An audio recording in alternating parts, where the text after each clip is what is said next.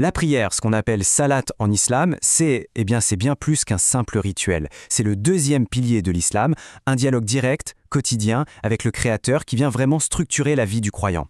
On va plonger ensemble dans cette pratique pour en comprendre les fondements, les horaires et les gestes qui la composent. Et pour commencer, rien de tel que cette parole du Coran qui nous met tout de suite dans le bain. Elle pose d'emblée le but ultime de la prière. Ce n'est pas seulement une obligation, c'est une protection, un moyen de se purifier moralement et spirituellement. C'est vraiment le point de départ de toute notre analyse. Alors, voilà le programme qu'on va suivre. On va d'abord voir pourquoi c'est un pilier fondamental. Ensuite, on parlera des conditions requises, puis des 5 moments clés de la journée. Après ça, on détaillera les gestes en faisant bien la différence entre ce qui est obligatoire et ce qui relève de la tradition. Et on terminera sur sa dimension de discipline spirituelle. Bon, première étape, le pilier fondamental. Pourquoi est-ce que la salat est si centrale au point d'être considérée comme un des piliers de la foi? C'est ce qu'on va voir tout de suite. Alors la salat, comment la définir? C'est vraiment un acte qui a plusieurs dimensions. D'abord corporel, avec des gestes très précis, spirituel, évidemment, parce que c'est une connexion intime avec Dieu, et aussi communautaire parce qu'elle unit les croyants. Son caractère obligatoire, lui, est clairement établi par les textes fondateurs et le consensus des savants. Ok, passons maintenant aux conditions. Parce que, oui, avant même de commencer la prière, il y a tout un ensemble de choses à respecter. Il ne suffit pas juste de vouloir prier, il faut être, disons, en état de le faire, et le faire correctement. Et là, c'est vraiment intéressant de voir la distinction.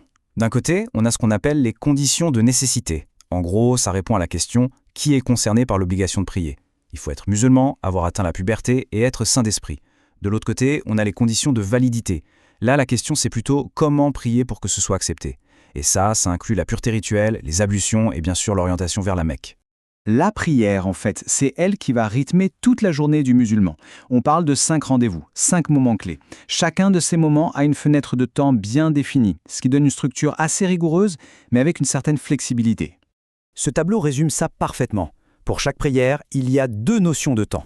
D'abord, le temps mourtar, c'est le temps préférentiel, le créneau idéal en quelque sorte.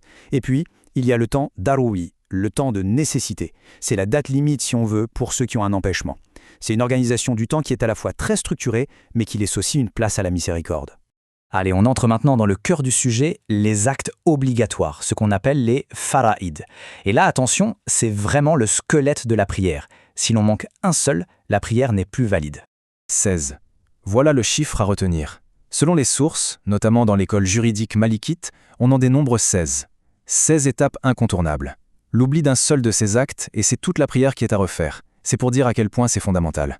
Alors, comment ça se déroule?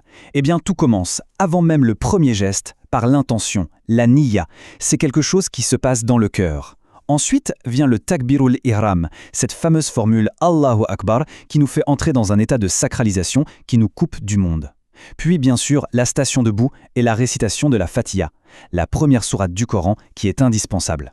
Après ça, on a les mouvements physiques qui sont au cœur de la prière. D'abord, l'inclinaison, le ruku, puis on se redresse. Ensuite, la prosternation, le soujud.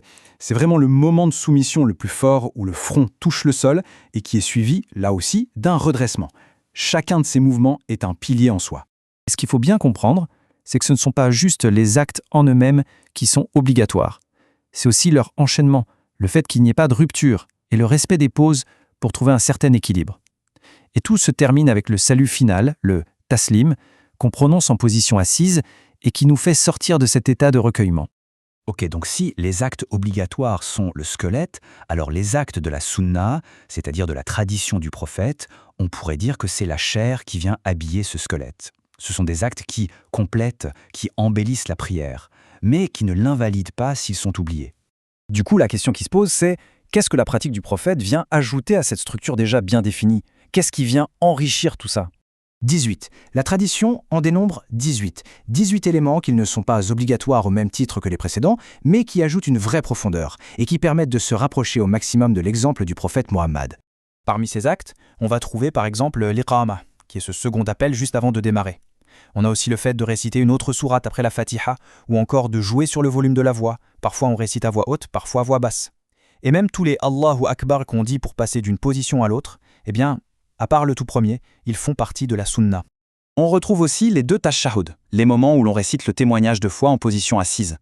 Ou encore, quelque chose de très important dans la prière en groupe, le fait de rester silencieux pendant que l'imam récite à voix haute.